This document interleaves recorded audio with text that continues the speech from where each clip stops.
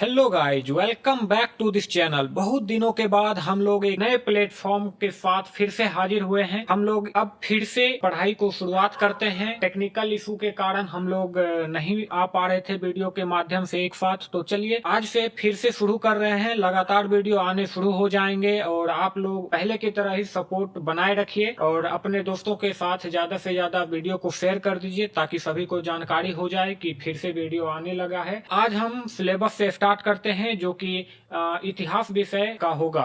तो चलिए इतिहास विषय की शुरुआत करते हैं। इतिहास 3 भागों में बांटा गया है। सबसे पहले प्राचीन भारत का इतिहास, दूसरा है मध्यकालीन भारत का इतिहास और आधुनिक भारत का इतिहास। तो हम लोग प्राचीन भारत का इतिहास से पढ़ना शुरू करेंगे।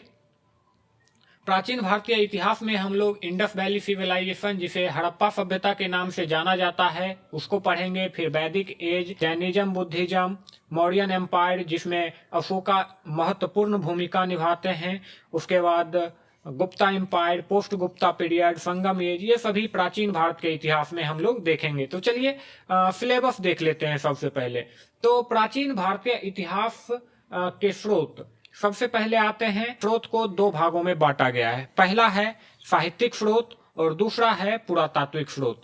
साहित्यिक स्रोत में वेद, पुराण, रामायण, महाभारत, बौद्ध ग्रंथ, जैन ग्रंथ, ये सभी जो है सो साहित्यिक स्रोत में आते हैं।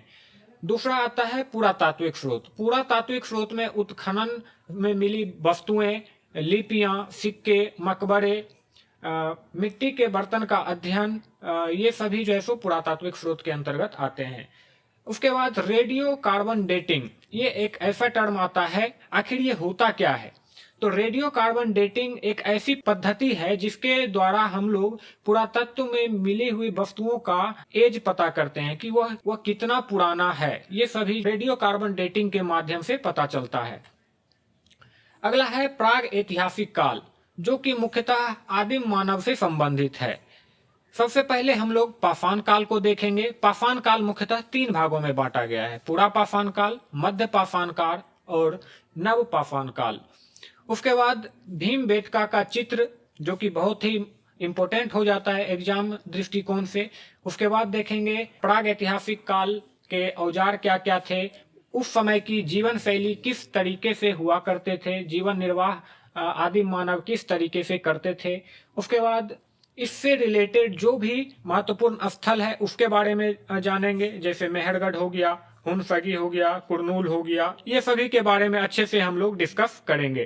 तो चलिए आगे बढ़ते हैं और अगला है सिंधु घाटी सभ्यता, इंडस वैली सिविलाइजेशन, जिसे हम हड़प्पा सभ्यता के नाम से भी जानते हैं। इसमें मुख्यतः हड़प्पा, मोहनजोदड़ो, राखीगढ़ी, धौलावीरा, ये सभी साइट आते हैं। उसके बाद हम लोग जानेंगे सिंधु घाटी सभ्यता की नगर योजना, नालियां, ग्रेट बाथ, उस समय के जमाने में बाथरूम हुआ करते थे, किस तरीके से उसका डिजाइन होता था, वो सभी हम लोग डिस्कस करेंगे। उसके बाद सिंधु घाटी सभ्यता का क्या खाद्य हुआ करता था, खाने पीने में क्या यूज करते थे। उसके बाद व्यापार हो गया, धर्म, लिपि, ये सभी पे भी डिस्कस करेंगे बारी बारी से। अगला है वैदिक काल। वैदिक काल को मुख्यतः 2 भागों में बांटा गया है, ऋग वैदिक समाज और उत्तर वैदिक समाज। तो ऋग वैदिक समाज में देखेंगे परिवार, जन सभा, समिति, ये सभी जो है सो परिवार की इकाइयां किस तरीके से होती थी। उसके बाद फिर उत्तर वैदिक काल आते आते किस तरीके से परिस्थितियां चेंज हो गई और ये इकाई भी चेंज हो गई। और उसके बाद उत्तर वैदिक काल आते आते कृषि धातु यानी लोहा का उपयोग होने लगा। राजतंत्र की स्थापना यहीं से शुरुआत होती है।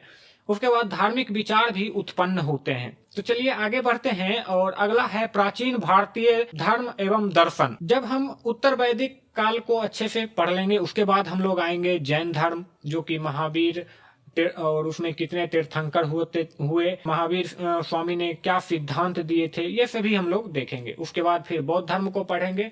बुद्ध का जीवन क्या रहा, कैसा रहा, बुद्ध ने 4 आर्य सत्य जो दिए उसके बारे में देखेंगे। बौद्ध परिषदें बनी थी, उनके विषय पे हम लोग चर्चा करेंगे। उसके बाद उपनिषद भी देखेंगे और ब्राह्मण ग्रंथ भी देखेंगे।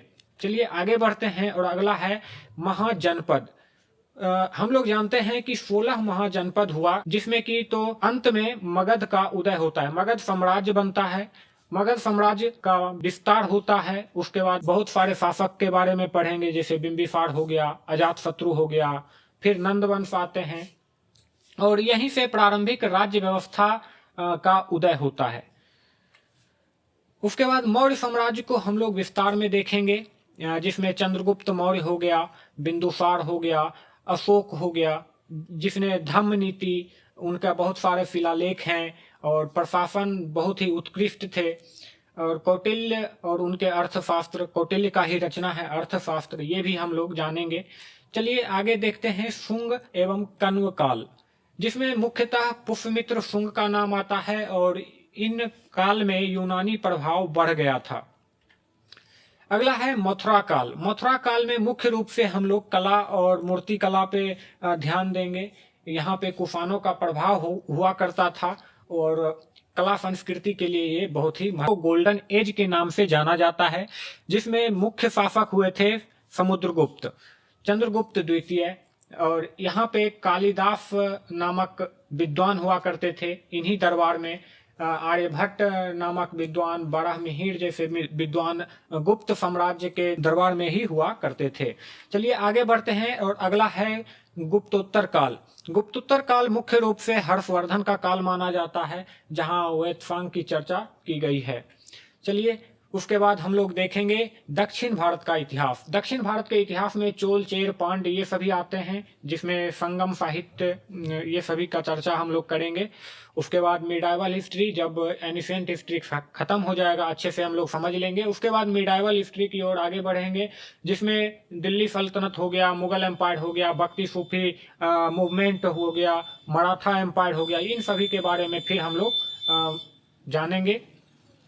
अगला फिर आएंगे हम लोग मॉडर्न हिस्ट्री पे, जो कि 1857 के विद्रोह से शुरू होता है और भारत के संविधान जब बनता है वहां तक हम लोग देखेंगे, जिसमें इंडियन नेशनल मूवमेंट किस तरीके से हुआ 1885 से 1947 तक, वो सभी हम लोग चर्चा करेंगे एक एक टॉपिक को ध्यान से। उसके बाद गांधी जी का मूवमेंट देखेंगे, जिसमें non cooperation movement, civil disobedience, quit India, ये सभी इंपॉर्टेंट हो जाता है। उसके बाद बहुत सारे इंपॉर्टेंट कमिटीज बनाए गए, बहुत सारे एक्ट बनाए गए, ये सभी को भी हम लोग देखेंगे।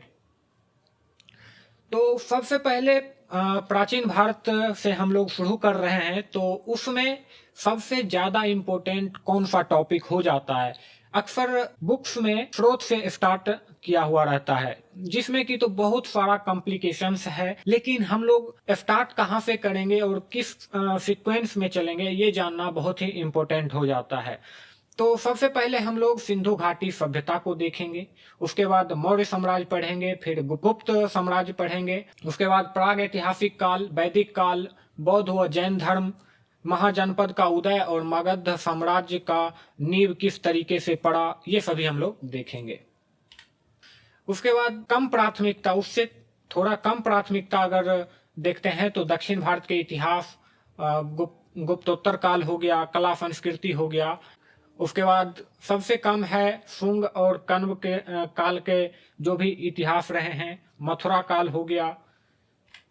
तो चलिए आज हम शुरू करते हैं प्राचीन भारत का इतिहास अध्याय 1, जिसमें तो सबसे पहले हम लोग जानेंगे कि भारत का इतिहास पढ़ना क्यों जरूरी है। तो दोस्तों, आज जैसा भारत दिखता है, जिस संस्कृति में हम लोग रह रहे हैं, जिस समाज में रह रहे हैं, भारत में जो परंपराएं प्रचलित है, ये सभी अचानक से तो बने नहीं हैं, ये धीरे धीरे विकसित हुआ है। किस तरीके से विकसित हुआ है, इन सभी बातों को जाने तो उसके लिए कहीं ना कहीं हमको इतिहास का अध्ययन करना बहुत ही जरूरी हो जाता है। बहुत सारी गहरी बातें जो हैं सो वो प्राचीन इतिहास में छिपी हुई है, इसलिए अतीत को समझना बहुत ही जरूरी है, ताकि यह पता चले कि हम कहां से कहां तक पहुंचे हैं और प्राचीन से अब तक में क्या क्या अंतर आए हैं, क्या डेवलपमेंट हुई है, ये सभी इतिहास पढ़कर करके ही हमको जानकारी मिलेगा। तो चलिए शुरू करते हैं। अतीत में हुआ विकास ही क्रमिक रूप से चलता हुआ आज के युग तक आ पहुंचा है। पुराने समय में जो क्रमिक बदलाव हुए वो धीरे धीरे विकसित होते हुए आज की आधुनिक स्थिति तक पहुंच गए हैं। यानी आज का भारत जो दिखता है वह हजारों वर्षों के बदलाव का परिणाम है। अचानक से आज का भारत नहीं हो गया है। आज जो टेक्नोलॉजी देखते हैं उस तरीके से अगर धीरे धीरे हम पिछले एरा में जाते रहें तो धीरे धीरे हजारों वर्ष पहले एक आदि मानव के काल में बदल जाएगा। इतिहास जानने के लिए सबसे जरूरी स्रोत क्या क्या है, हम लोग इससे पहले हम लोग देखे स्रोत को दो भागों में बांटा गया था। पहला था साहित्यिक स्रोत, दूसरा था पुरातात्विक स्रोत। हम अतीत को सीधे नहीं देख सकते हैं, इसलिए हमें प्रमाण चाहिए। प्रमाण अर्थात सोर्स चाहिए जिनसे पता चले कि पहले क्या हुआ था।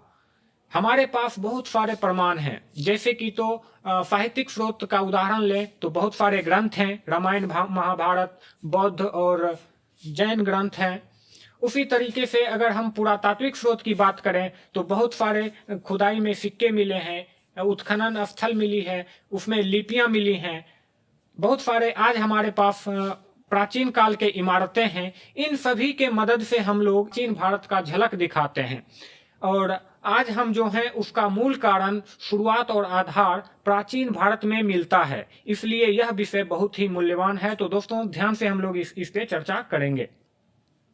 तो प्राचीन भारत के इतिहास को पढ़ने से हमें क्या समझ आता है? तो सबसे पहले भारत की संस्कृति की शुरुआत कहाँ से हुई देखने को मिलेगा और देखेंगे किस प्रकार भारत में संस्कृति का विस्तार हुआ, किस प्रकार अंग्रेजों के आने से या फिर अन्य विदेशियों के आने से हमारी संस्कृति में चेंजेज आए, समाज कैसे विकसित हुआ, किस तरीके से हम लोग खाना बदोश से आज के समाज में पहुंचे हैं, विभिन्न कालों में क्या क्या हुआ और क्या परिवर्तन आया। तो दोस्तों आज के वीडियो में इतना ही। मिलते हैं नेक्स्ट वीडियो में। वीडियो अच्छी लगी हो तो लाइक करें, चैनल को सब्सक्राइब कर लीजिए ताकि जो भी वीडियो अपलोड करें सबसे पहले आप तक पहुंच जाए। और अगले वीडियो में हम लोग देखेंगे सिंधु घाटी सभ्यता के बारे में। तो मिलते हैं नेक्स्ट वीडियो में। Thank you.